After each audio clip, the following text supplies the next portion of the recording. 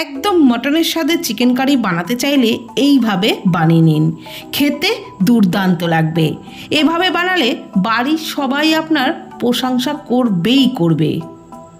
প্রথমে একটা মশলা বানিয়ে নেব। তার জন্য একটা ডেচকিতে অল্প পরিমাণে ওই 1 কাপ মতো জল দিয়েছি। তার মধ্যে 2টো মিডিয়াম সাইজের পেঁয়াজ কুচি দিলাম, দিয়ে দিলাম 1 মুঠো ধনেপাতা কুচি, 4-5টা কাঁচা লঙ্কা আর কয়েকটা কাজু দিয়ে এগুলোকে সিদ্ধ করে নেব। এগুলো ভালোভাবে ফুটে উঠলে দিয়ে দিচ্ছি একটা মিডিয়াম সাইজের টমেটো কুচি। তারপর সমস্ত কিছু খুব ভালো করে ফুটিয়ে নেব। এগুলো সিদ্ধ হয়ে গেলে এদিকে চিকেনের প্রিপারেশনটা করে নেব।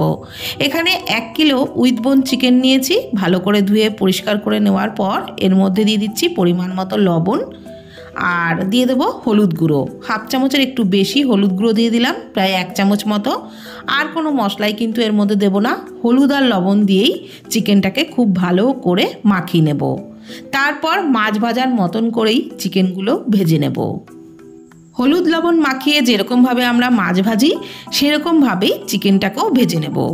আর এটা মাখিয়ে খুব বেশিক্ষণ রেখে দেওয়ার দরকার নেই, 10 মিনিট রেখে দিলেই হবে। এদিকে যে মশলাটা সিদ্ধ করে নিয়েছিলাম সেটা ঠান্ডা হয়ে গেছে। এখন মিক্সির জারেতে নিয়ে নিলাম, ওর মধ্যে 4 টেবিল চামচ টক দই আর একটুখানি গোটা গরম মশলা দিয়ে দিলাম 1/2 টেবিল চামচ মতো। তারপরে সমস্ত মশলার পেস্ট তৈরি করে রাখলাম। তারপর কড়াইয়ে সর্ষের তেলের মধ্যে হলুদ লবণ মাখিয়ে নেওয়া চিকেনের টুকরোগুলো অল্প অল্প করে দিয়ে মাছ ভাজার মতো করেই লালচে করে, মানে হালকা লালচে করে ভেজে নিচ্ছি। খুব বেশি লালচে করে কিন্তু ভাজছি না, মোটামুটি নাড়াচাড়া করতে করতে চিকেনের কালারটা পরিবর্তন হয়ে গেলেই চিকেনগুলোকে তেল ঝরিয়ে তুলে নেব। আর এক ব্যাচে যেহেতু আমি সব চিকেনগুলো ভাজিনি, তাই পরের ব্যাচে বাকি চিকেনের টুকরোগুলো একই রকমভাবে ভেজে নেব। এইভাবে চিকেন ভেজে রান্না করলে তাহলে চিকেনের স্বাদটাও যেমন খুব ভালো হয়, তেমন চিকেন রান্নাটাও কিন্তু খুব তাড়াতাড়ি হয়ে যায়। একদিন বানিয়ে এইভাবে দেখবেন, খুব ভালো লাগবে খেতে। সব চিকেনের টুকরোগুলো ভেজে তুলে নেওয়ার পর কড়াইয়ে যে তেলটা ছিল ওর মধ্যেই দিয়ে দিলাম 2টো বড় সাইজের পেঁয়াজ কুচি। পেঁয়াজটাকে একটু ভেজে নিচ্ছি। পেঁয়াজ একটু ভাজা ভাজা হয়ে গেলে এর মধ্যে দিয়ে দিচ্ছি আদা রসুন বাটা। এখানে 15 থেকে 20 কোয়া রসুন আর 2 ইঞ্চ আদার পেস্ট তৈরি করে রেখেছিলাম, সেটাই দিয়ে দিলাম। আর এইবার আদা রসুন বাটাটা দিয়ে খুব ভালোভাবে কষিয়ে নিতে হবে যতক্ষণ আদা রসুনের কাঁচা গন্ধটা না যায়। আদা রসুনের কাঁচা গন্ধটা চলে গেলে দিয়ে দিচ্ছি কিছু গুঁড়ো মশলা, 1/2 চামচ করে জিরে গুঁড়ো, ধনে গুঁড়ো, হলুদ গুঁড়ো, লবণ, একটু চিলি ফ্লেক্স আর অল্প পরিমাণে চিনি দিয়ে খুব ভালো করে মশলা কষিয়ে নেব। এই মশলাগুলো দিয়ে কিন্তু খুব ভালোভাবে কষিয়ে নিতে হবে। কষাতে কষাতে একটু শুকনো শুকনো মনে হলে আবারও অল্প অল্প জল দিয়ে বারে বারে মশলা কিন্তু ভালো করে কষিয়ে নিতে হবে। আর এই কষানোর সময়তেই আমি কালারের জন্য 1/2 চামচের একটু বেশি দিলাম কাশ্মীরি লাল লঙ্কার গুঁড়ো, এতে কালারটা খুব সুন্দর হবে। তারপরে আবারও খুব ভালো করে কষিয়ে নিলাম। প্রায় 10 মিনিটের উপরে কিন্তু আমি ভালোভাবে কষিয়ে নিয়েছি। তারপর দিয়ে দিলাম ভেজে রাখা চিকেনের টুকরোগুলো। চিকেন দিয়েও মশলার সাথে খুব ভালো করে কষিয়ে নেব।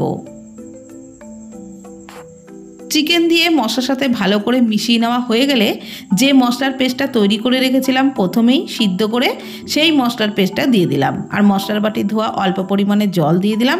এইবার চিকেনটাকে সমস্ত মশলার সাথে খুব ভালো করে কিন্তু কষিয়ে নিতে হবে।